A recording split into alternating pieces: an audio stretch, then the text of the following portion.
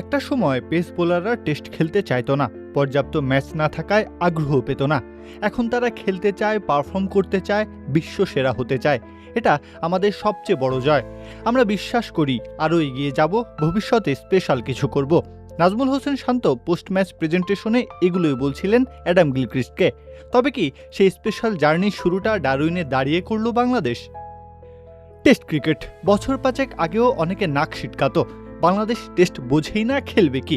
ঘরের মাঠে নিজেদের মর্জি মতো পিচ বানিয়ে বড় দলকে হারানোর স্বাদ পেয়েছিল বটে, তবে দামি খাবার খেয়েও কখনো কখনো কুল অ্যান্টিপারস্পিরেন্ট ডিওডোরেন্ট স্টিক, যা আপনাকে দেবে 24 ঘন্টা পর্যন্ত ঘাম থেকে সুরক্ষা। তৃপ্তির ঢেকুর তোলা যায় না।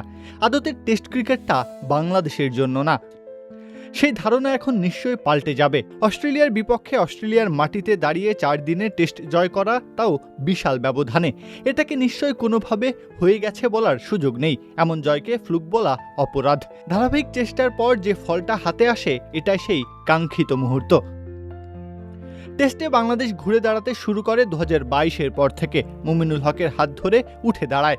কাদামাটি লেগে থাকা সাদা পোশাকটা একটু একটু করে গা ঝাড়া দিয়ে ওঠে। দূর হতে থাকে অপারগতার ছাপ এঁটে দেওয়া দাগগুলো। নিউজিল্যান্ডের মাটিতে দাঁড়িয়ে বিজয় উল্লাসটাই মূলত বাংলাদেশের স্টেটমেন্ট ছিল, আমরা পারি, একদিন পারবো। মাঝের সময়টাতে পাকিস্তানকে হারানো সেই বিশ্বাসটাকে পোক্ত করেছিল। এবার তো অবিশ্বাস্য এক কীর্তি করে বসলো।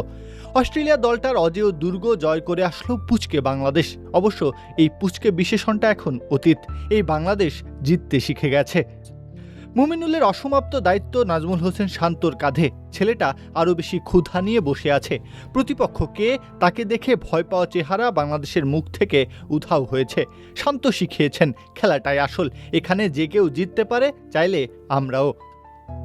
ভারত, ইংল্যান্ড কিংবা নিউজিল্যান্ডের মতো পরাক্রমশালী কোনো দল না হয়েও বাংলাদেশ দাপট দেখিয়ে জিতল। কলারটা উঁচু করে, শিরদাঁড়া শক্ত করে জানিয়ে দিল, আমরা এখন পারি। বিশ্বজয় করলেও অবাক হয়েও না। আসলেই এই দলটা যদি বিশ্বজয় করে বসে, অবাক হবেন কি? এখনও কি দুঃসাহসিক স্বপ্ন বলে উড়িয়ে দেবেন? হয়তো অনেকেই দেবেন। তবে শান্তর যেহেতু বিশ্বাস আছে এই দলটা সত্যিই একদিন বিশ্বজয় করবে, সূচনা তো হয়েই গেছে। প্রত্যহ কাব্য, খেলা 71।